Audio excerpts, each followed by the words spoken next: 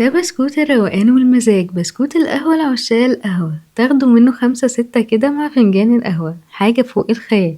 هنحتاج كوباية الا ربع سكر باودر وكوباية الا ربع زبدة وربع كوباية زيت، ونضربهم مع بعض لحد ما لونهم يفتح والقوام يبقى كريمي، وبعدين نحط عليهم بيضة ونكمل ضرب، وبعدين نحط معلقتين كبار من القهوة سريعة الذوبان ومعلقتين كبار كاكاو خام ومعلقتين نشا وربع معلقة من البيكنج باودر، وننزل بكوبايتين ونص من الدقيق ونقلب كله مع بعض كويس، ونشوف القوام كده لسه محتاج شوية دقيق كمان، ونعجن تاني لحد ما نوصل للقوام اللي احنا عايزينه يبقى بالشكل ده. هنجيب صينية ونبتدي نشكل البسكوت، اعمليه بالشكل اللي يريحك، بس بما انه هو بسكوت قهوة فحبيت اشكله على شكل حباية قهوة بالشكل ده. الكوبايتين ونص دقيق دول هيعملوا معاكي بجد كمية كبيرة جدا، ممكن تعدي ال50 بسكوتة واكتر. هندخله الفرن على درجة حرارة 170 لمدة 10 دقايق، والحرارة بتختلف من فرن للتاني فلازم تتابعيه. كده طلع من الفرن وريحته فظيعة ومقرمش. ممكن تكتفي بكده، وممكن لو عايزة بقى تعلي المزاج اكتر تغطسي نص البسكوتة في شوكولاتة سايحة بالشكل ده. ما شاء الله عمل كمية كبيرة جدا، ده جزء منها، شكله تحفة كده وكيوت قوي.